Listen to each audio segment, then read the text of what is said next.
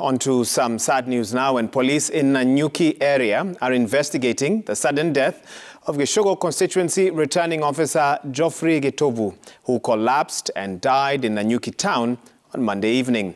Now, Gitobu, who was in the company of his colleague, was in Nanyuki to check on his businesses when he collapsed before he was rushed to the Cottage Hospital, where he was pronounced dead. Now, his death comes just a week after the body of the missing Embakasi returning officer Daniel Musyoka was found in Loitokitok. IEBC Chair Wafula Chebukati has complained of the harassment and intimidation of IEBC officials since election day. 199. In this video recorded on August 11th at Kirinyaga Boys High School, the tallying center for Gichugu constituency, the late Geoffrey Gitobu, who was the returning officer, is seen announcing results and handing over certificates to winners. 12 days later, a vibrant Gitobu is no more. The returning officer collapsed in Nanyuki town in the company of his colleague on Monday evening before being rushed to Nanyuki Cottage Hospital, where he was pronounced dead on arrival. It was a case of a sudden death. Sudden death. That case was reported that a member of the public was not feeling well. He was taken to the hospital by a colleague, and at the hospital he was examined and was found that to have died immediately on arrival. So there are a lot of speculation that somebody from the IEBC who has been working as a returning officer at Kirinyaga has been murdered here at Nanyuki.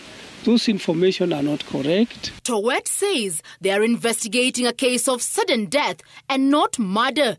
A postmortem exercise to determine the cause of his death is expected to be conducted on Wednesday in the presence of Gitobu's family members.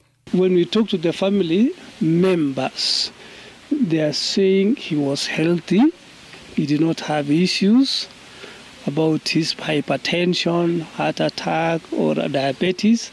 They are saying he was an active member of the family, a very industrious person in business. He was here at Laikipia because he was coming to check his businesses, and he also has a home here, after which he was to travel back to Kirinyaga to his IEBC office. Gitobu's sudden death comes just a week after the body of missing Embakasi East returning officer Daniel Musyoka was recovered in Loitokitok, Kajiado County. Musyoka went missing while on duty at the East African School of Aviation Tallying Center 5 days before his body was discovered. The Director of Public Prosecutions, Nordin Haji, has directed police to investigate the murder and submit a report before end of this week. The late Musyoka will be laid to rest on Friday in Mwala, Machakos County, even as police pursue his killers. Elsewhere in Eldas, an IEBC official is still nursing injuries after he was allegedly shot by a police officer on election day. Mohammed Ahmed's leg was amputated after he was shot 3 times during the distribution of poll materials in Eldas constituency. In yet another case of attack on IEBC, the electoral body, through their official Twitter account, complained that goons wielding crude weapons attempted to attack IEBC personnel preparing responses to presidential election petitions at a premise within Nairobi, but were repulsed by security officers.